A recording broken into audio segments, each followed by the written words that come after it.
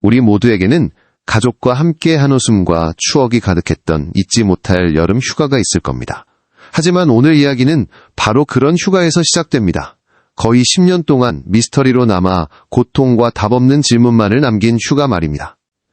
2009년 여름 대한민국 최고의 관광지 중 하나인 경포해변에서 4명의 일가족이 흔적도 없이 사라졌습니다.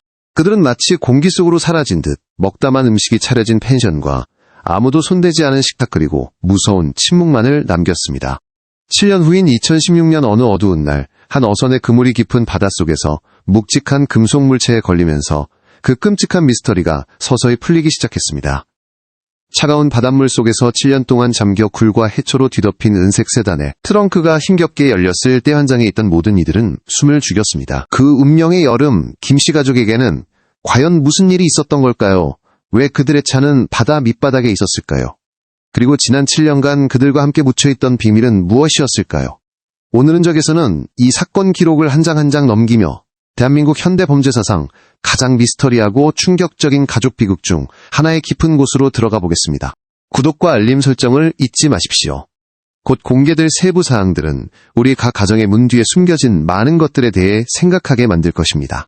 김씨 가족의 갑작스러운 실종을 이해하기 위해 우리는 2000년대 후반의 대한민국으로 시간을 거슬러 올라가야 합니다. 2009년은 격동의 시기였습니다. 전 세계와 대한민국은 2008년 글로벌 금융위기의 지진을 막 겪은 후였습니다. 해고의 물결, 경제적 압박, 그리고 불안정함이 많은 가정의 어깨를 짓눌렀습니다. 하지만 동시에 소녀시대의 G, 나 슈퍼주니어의 Sorry, Sorry와 같은 히트곡들과 함께 한류라는 대중문화가 아시아를 휩쓸기 시작한 시기이기도 했습니다. 당시 기술 역시 흥미로운 전환점에 있었습니다. 아이폰 3GS와 같은 스마트폰이 막 등장하기 시작했지만 아직 보편화되지 않았고 대부분의 사람들은 여전히 통화와 문자 메시지가 주 기능인 폴더폰을 사용했습니다. 인터넷은 익숙해졌지만 페이스북이나 인스타그램 같은 소셜미디어는 아직 이후처럼 폭발적으로 성장하지 않았습니다. 경포 해변이 위치한 해안 도시 강릉의 삶은 여전히 관광도시의 평화로운 리듬을 유지하고 있었습니다. 인구 약 20만 명 이상으로 경제는 주로 관광과 업에 의존했습니다. 당시 보안 및 감시 시스템은 상당히 제한적이었습니다. CCTV는 주로 주요 도로정부 건물 또는 은행에만 설치되었고 해변가의 펜션 지역이나 작은 골목길은 거의 사각지대였습니다. 신문과 텔레비전이 여전히 주요 정보 채널이었고 사건이 발생하면 순식간에 전국의 관심사가 되어 경찰에 엄청난 압박을 가했습니다. 사회 문화적으로는 가족의 가치가 여전히 높이 평가되었습니다. 부모가 자녀의 미래를 위해 열심히 일하는 행복한 가정의 이미지는 이상적인 모델이었습니다. 하지만 그 이면에는 자녀의 학업 성취 재정적 안정 그리고 사회적 체면에 대한 보이지 않는 압박이 존재했습니다. 발전의 희망과 경제적 불안이 공존하던 바로 이 사회적 배경 속에서 김씨 가족은 그들의 운명적인 여행을 계획했습니다. 차량이 발견되기 7년 전인 2009년 여름, 김씨 가족은 강원도 원주시에 거주하는 전형적인 중산층 가정이었습니다. 아버지 김지훈 42세 씨는 중견 건설회사의 과장이었습니다. 그는 키 175cm 정도의 잦은 야근과 거절할 수 없는 회식 자리로 인해 약간 살이 찐 체격에 과묵하고 책임감 있는 남자였습니다. 동료들은 그를 믿을만하고 항상 제 시간에 일을 마치는 사람으로 묘사했지만 최근 들어 더 스트레스를 받는 것처럼 보였고 자주 한숨을 쉬며 즐거운 대화에 잘 끼지 않았다고 합니다. 새로운 프로젝트와 어려운 경제 상황에 대한 압박이 그의 어깨를 짓누르는 듯했습니다. 그의 아내 이서연 39세 씨는 부드러운 웨이브가 있는 긴 머리와 따뜻한 미소를 가진 온화한 여성이었습니다. 그녀는 초등학교 교사였지만 둘째 아이를 낳은 후 가족을 돌보기 위해 직장을 그만두었습니다. 그녀는 모든 가족 구성원을 연결하는 존재였고 항상 집안의 따뜻한 분위기를 만들려고 노력했습니다.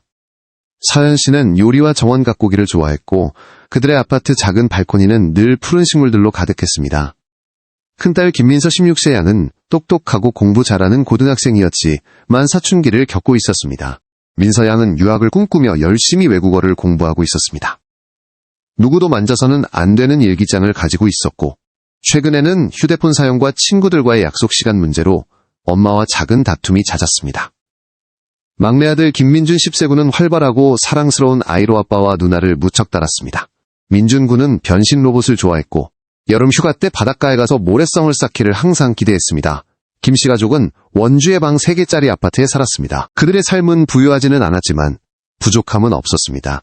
몇 년 된 은색대우 자동차를 소유하고 있었고 지훈 씨는 아파트 할부금을 갚고 있었습니다. 비록 약간의 재정적 압박이 있었지만 겉으로 보기에는 화목한 가정이었습니다. 양가 부모님과의 관계도 가까이 살지는 않았지만 좋은 편이었습니다. 부부에 가까운 친구들은 그들이 다른 사람들 앞에서 큰 소리로 다투는 것을 거의 본 적이 없다고 말했습니다. 하지만 서연 씨의 한 절친한 친구는 나중에 여행 가기 약 한 달 전 서연 씨가 남편의 침묵이 걱정된다며 무언가 숨기는 것 같다고 털어놓았다고 전했습니다. 경포로의 여행은 다소 급하게 계획되었습니다. 지훈 씨는 작은 보너스를 받았다면서 양이 힘든 고3 생활을 시작하기 전에 가족과 함께 짧은 휴가를 보내고 싶다고 말했습니다. 그는 직접 바다가 보이는 작은 펜션을 예약했습니다. 2009년 8월 14일 아침, 그들은 출발했습니다. 서연 씨는 많은 음식을 준비했고 민서양은 mp3 플레이어와 책 몇 권을, 민준 군은 가장 좋아하는 로봇 장난감을 챙겼습니다. 떠나기 전 지훈 씨는 어머니에게 전화해 며칠 놀다 오겠다고 말했습니다. 그들 자신을 포함해 아무도 그것이 친척과 나누는 마지막 대화가 될 것이며 이 휴가가 돌아오지 못할 여정이 되리라고는 상상하지 못했습니다. 운명의 날 2009년 8월 15일은 대한민국의 큰 공휴일인 광복절이었습니다. 강릉의 하늘은 맑았고 햇살은 눈부셨으며 시원한 바닷바람이 불었습니다. 경포해변은 피서객들로 붐볐습니다. 분위기는 활기차고 생기가 넘쳤습니다. 김씨 가족 역시 그 인파 속에 섞여 있었을 겁니다. 펜션 주인의 증언과 몇 가지 단편적인 정보를 바탕으로 경찰은 그들의 시간대를 재구성하려 노력했습니다. 이른 아침 아마도 8시경 가족은 잠에서 깼습니다. 그들은 펜션에서 간단한 아침 식사를 했습니다. 펜션 주인은 그들이 매우 행복해 보였고 아이들은 특히 신이 나 있었다고 말했습니다. 오전 9시경 그들은 해변 복장을 하고 펜션을 나섰습니다. 그들의 은색 대우 자동차가 주차장을 떠났습니다. 아마도 그들은 오전 내내 해수욕을 하고 모래사장에서 놀았을 겁니다. 민중군은 분명 모래성을 쌓으며 즐거워했을 겁니다. 점심때쯤 해변 근처 편의점 직원은 그들과 매우 닮은 4명의 가족에게 아이스크림과 음료수를 판 것을 어렴풋이 기억했습니다. 그는 아버지는 조금 생각에 잠긴 듯 보였지만 어머니와 두 아이는 여전히 웃고 이야기하며 즐거워 보였다고 말했습니다. 오후 2시 경서연 씨는 여동생에게 짧은 전화를 걸어 아이들이 즐겁게 놀고 있고 날씨가 정말 좋다고 자랑했습니다. 그것이 가족의 마지막으로 기록된 연락이었습니다. 그날 오후와 저녁에 그들의 행적은 완전히 공백으로 남아있습니다. 그들은 해변으로 돌아갔을까요? 저녁은 어디서 먹었을까요? 아무도 모릅니다. 첫 번째 이상 징후는 다음 날인 8월 16일에 나타났습니다. 펜션 주인 박 씨는 김씨 가족이 약속된 정오에 체크아웃하지 않는 것을 발견했습니다. 그는 지훈 씨와 서연 씨의 휴대폰으로 전화를 걸었지만 둘 다 받지 않았습니다. 처음에는 그저 하루 더 묵고 싶어서 어딘가 놀러 갔으려니 생각했습니다. 하지만 저녁 늦게까지 돌아오지 않자 그는 걱정이 되기 시작했습니다. 그는 예비 열쇠로 그들이 묵던 방의 문을 열었습니다. 기이한 광경이 그의 눈앞에 펼쳐졌습니다. 방은 마치 그들이 잠시 외출한 것처럼 비정상적으로 깔끔했습니다. 식탁 위에는 뜨거운 물이 부어져 있었지만 아무도 손대지 않은 채 불어서 식어버린 컵라면 4개가 놓여 있었습니다. 해변에서 입었던 옷은 밤이슬에 축축한 채로 발코니에 널려 있었습니다.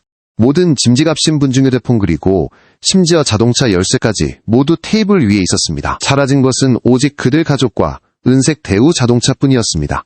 박 씨는 등골이 오싹해지는 것을 느꼈습니다. 그는 즉시 경찰에 신고했습니다. 원주에 있던 가족들이 소식을 들었을 때 그들은 망연자실했습니다. 서연 씨의 여동생은 들은 말을 믿을 수가 없었습니다. 바로 어제 언니는 여행에 대해 즐겁게 자랑하고 있었습니다.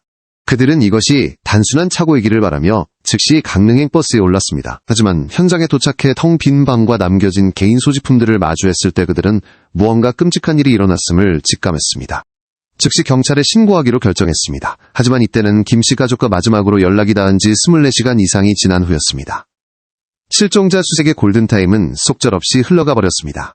8월 16일 저녁 신고를 접수한 직후 베테랑 형사 박민혁 경감이 이끄는 강릉경찰서 수사팀이 현장에 도착했습니다.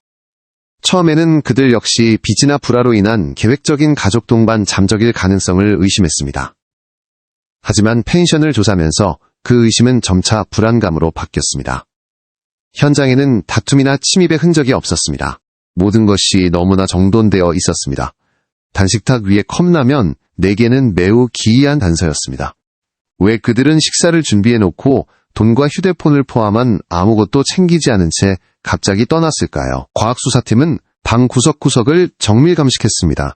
많은 지문이 채취되었지만 모두 김씨 가족 4명의 것과 일치했습니다.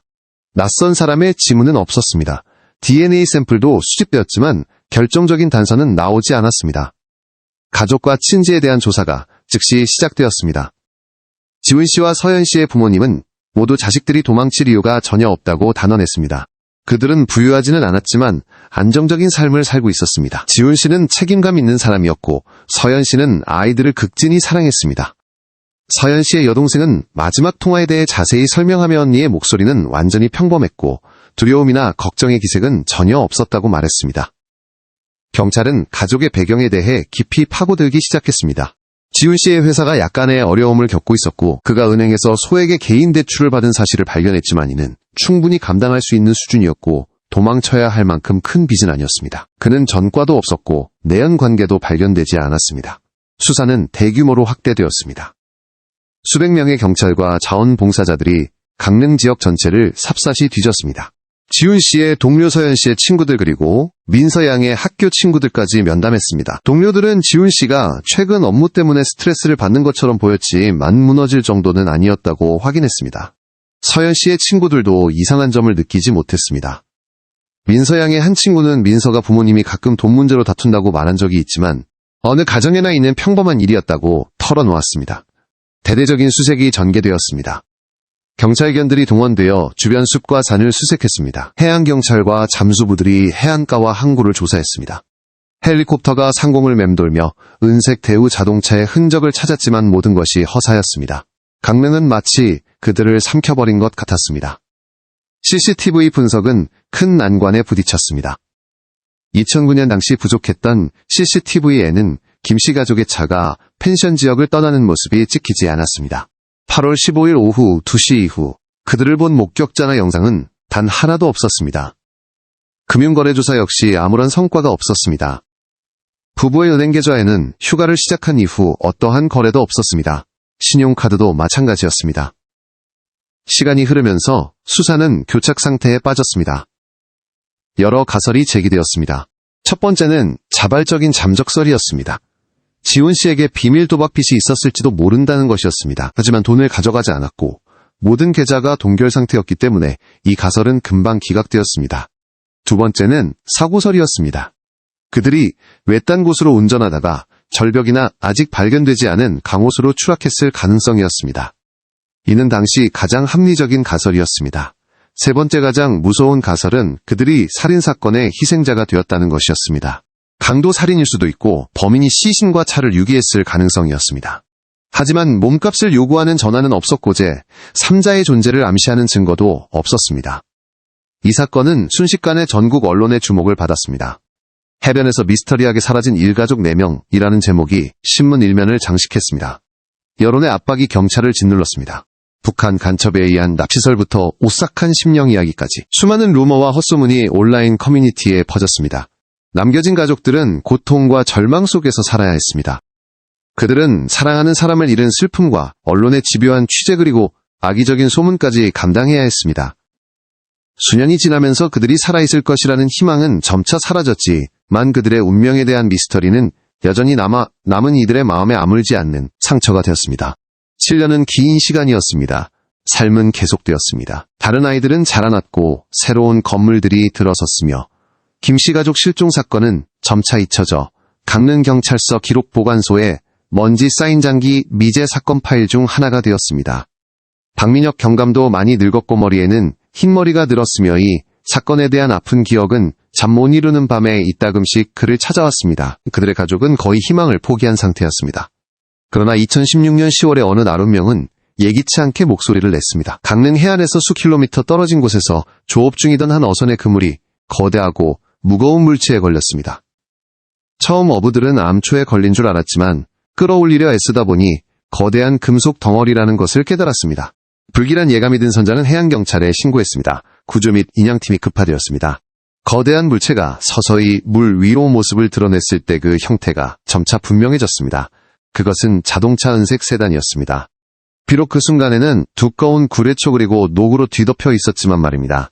번호판은 거의 지워졌지만 직원들이 고압의 물로 세척하자 익숙한 숫자들이 서서히 나타났습니다. 전화를 받은 박경감의 심장은 멎는 것 같았습니다. 그것은 바로 김씨 가족의 대우 자동차였습니다. 차는 수많은 경찰과 기자들이 지켜보는 가운데 항구로 인양되었습니다. 심하게 손상되었고 앞 유리는 깨졌으며 차체는 찌그러져 있었습니다. 문은 수압과 녹 때문에 굳게 닫혀 있었습니다. 구조대는 특수장비를 사용해 문을 부숴야 했습니다. 첫 번째 문이 열리자 시커먼 물과 진흙이 쏟아져 나왔습니다. 그리고 그들은 가장 끔찍한 것을 보았습니다. 차 안에는 사람의 유골이 있었습니다. 4구의 유골. 2구는 앞 좌석에 더 작은 2구는 뒷좌석에 있었습니다. 7년간의 수색은 가장 비극적인 방식으로 끝났습니다. 신원 확인 절차가 긴급하게 진행되었습니다. 치과 기록과 유족의 DNA 검사를 통해 결과는 모두가 짐작했던 바를 확인시켜 주었습니다. 4구의 유골은 바로 김지훈, 이서, 연김민서, 김민준이었습니다. 이 충격적인 발견은 즉시 사건을 여론의 중심으로 다시 가져왔습니다. 고통이 가족들의 마음속에 다시 살아났습니다. 적어도 이제는 사랑하는 이들의 운명을 알게 되었지만 그와 함께 더 고통스러운 새로운 질문들이 쏟아졌습니다. 왜 그들은 바다 밑에 있었을까? 사고였을까 집단 자살이었을까 아니면 잔혹한 살인사건이었을까? 이제 유일한 사건 현장이 된 자동차는 미스터리를 푸는 열쇠가 되었습니다. 수사는 다시 시작되었지만 이번에는 더 이상 실종자 수색이 아닌 죽음에 대한 조사였습니다. 차량과 유골이 발견되면서 수사는 완전히 새로운 국면으로 접어들었습니다. 국내 최고의 법의학 전문가들이 감식을 위해 초빙되었습니다.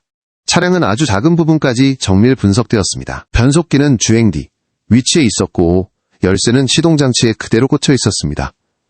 4개의 창문은 모두 닫혀 있었습니다. 이는 외부로부터의 갑작스러운 강도 습격 가능성을 배제하는 것처럼 보였습니다. 7년간 바닷물에 잠겨있던 유골을 감식하는 것은 매우 어려운 과제였습니다. 연조직이 완전히 분해되어 질식이나 외력에 의한 직접적인 사망 원인을 밝힐 수 없었습니다. 하지만 전문가들은 뼈에서 총상이나 자상과 같은 무기에 의한 외상의 흔적을 찾지 못했습니다. 또한 남은 뼈 샘플에서 수면제나 독극물의 흔적도 발견하지 못했습니다. 범죄 심리 분석가 프로파일러가 분석에 투입되었습니다. 차량 내부 현장을 바탕으로 아버지가 저지른 살해 후 자살 가설이 가장 유력하게 검토되었습니다. 심리 프로파일에 따르면 아버지 김지훈 씨는 경제적, 직업적 압박을 받고 있어 고가족이 인지하지 못한 심각한 우울증 상태에 빠졌을 수 있다는 것이었습니다. 순간적인 충동으로 그는 가족 모두를 태우고 바다로 차를 몰아 모든 것을 끝내기로 결심했을 수 있습니다. 이는 매우 잔인하고 고통스러운 시나리오였지만 한국과 전 세계에서 발생했던 일부 가족 동반 자살 사건과 유사했습니다. 그러나 지훈 씨의 가족과 친구들은 이 가설에 격렬하게 반대했습니다. 그들은 그가 아내와 아이들을 극진히 사랑했으며 결코 그런 끔찍한 일을 저지를 사람이 아니라고 주장했습니다. 그들은 분명 제3자가 관련되어 있으며 지훈 씨에게 차를 바다로 몰도록 강요했을 것이라고 믿었습니다. 경찰은 기록을 다시 검토하고 그 기간 동안 발생한 유사 사건을 찾아보았지만 아무런 연관성도 찾지 못했습니다. 또한 지훈 씨의 모든 인간관계를 다시 조사하고 사업상의 갈등이나 숨겨진 도박, 빚을 찾았지만 아무런 결과도 없었습니다. 용의자는 나타나지 않았습니다. 수사는 수많은 난관에 부딪혔습니다. 물리적 증거는 해양 환경에 의해 거의 다 파괴되었습니다.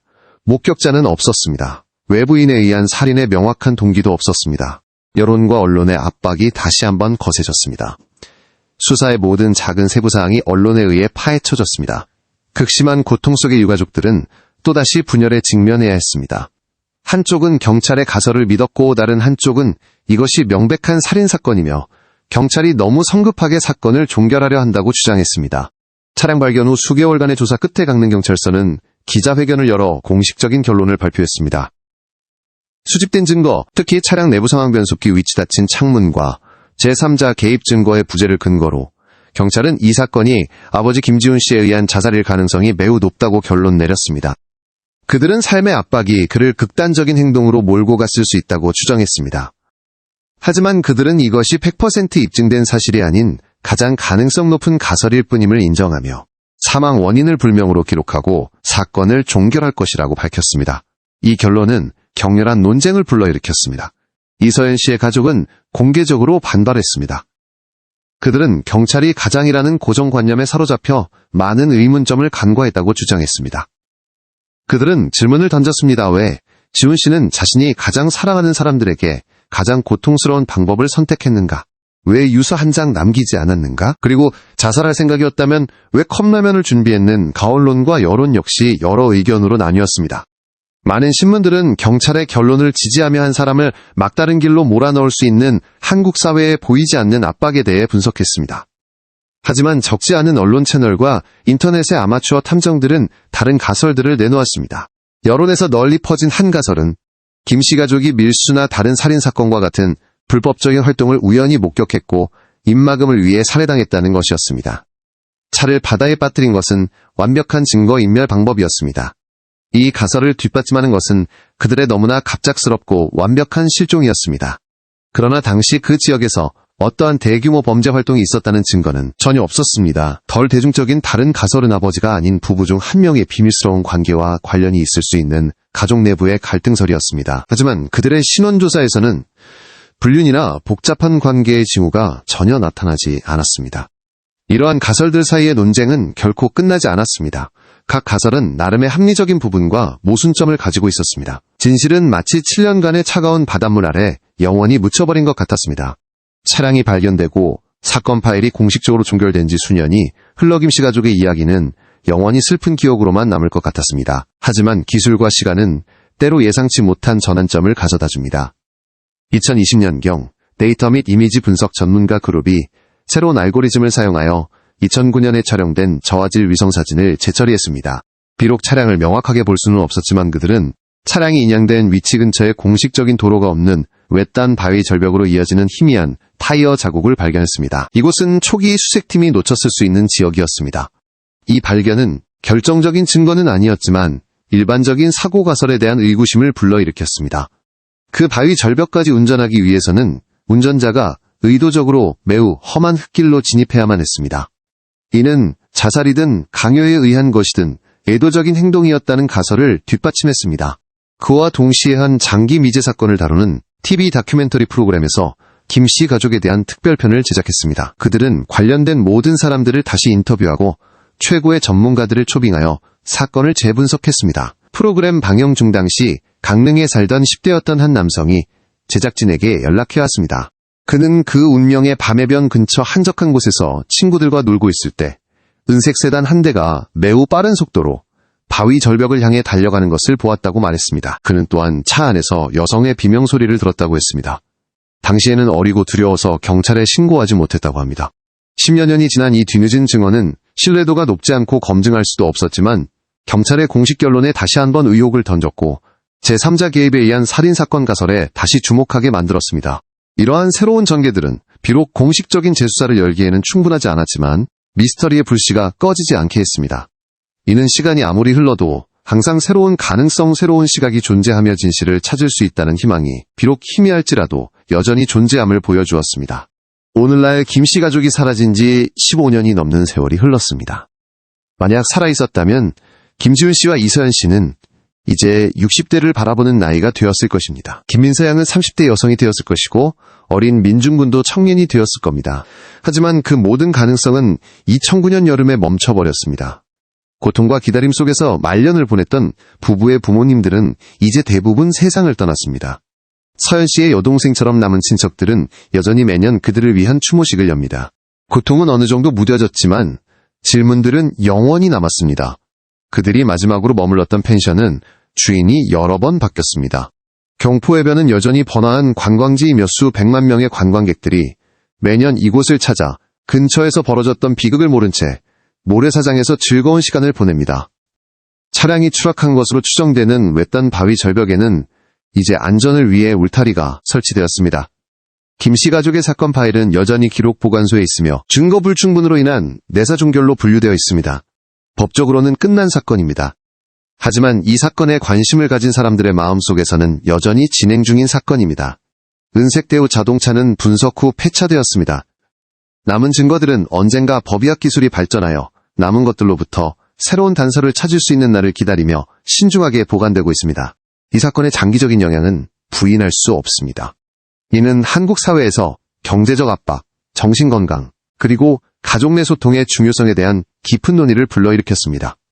또한 당시 보안감시 시스템의 허점을 드러냈고 더 많은 공공장소에 CCTV 설치를 촉진하는 계기가 되었습니다. 전문가들은 여전히 이 사건을 직접적인 증거가 부족할 때 수사가 얼마나 복잡해질 수 있는지를 보여주는 전형적인 사례로 언급합니다. 각자의 관점도 다릅니다. 법의학 전문가는 수중 현장 작업의 어려움을 지적하고 심리 전문가는 숨겨진 우울증의 가능성을 더 깊이 분석하며 사회학자들은 현대 사회의 압박이라는 더 큰 그림을 봅니다. 요약하자면 김씨 가족의 이야기는 비극적이고 미스터리한 사건들의 연속이었습니다. 4명의 가족이 2009년 8월 14일 여름 휴가를 시작했습니다. 그들은 8월 15일 오후에 마지막으로 목격되었습니다. 다음날 아침 그들은 펜션의 모든 개인 소지품을 남겨둔 채 사라진 것으로 발견되었습니다. 수년간의 대대적인 수색에도 아무런 결과가 없었습니다. 7년 후인 2016년 10월 그들의 차량이 내부에서 내구의 유골과 함께 바다 밑에서 발견되었습니다. 이어진 수사는 아버지가 저지른 집단 자살일 가능성이 높다는 결론을 내렸지만 이 결론은 여전히 많은 논란을 낳고 있습니다. 우리가 확실히 아는 것은 김씨 가족 4명 모두 2009년 8월 15일 밤 무렵에 사망했으며 그들의 죽음은 차량이 바다로 추락한 것과 관련이 있다는 사실입니다. 하지만 여전히 미스터리로 남아있는 것은 그보다 훨씬 많습니다.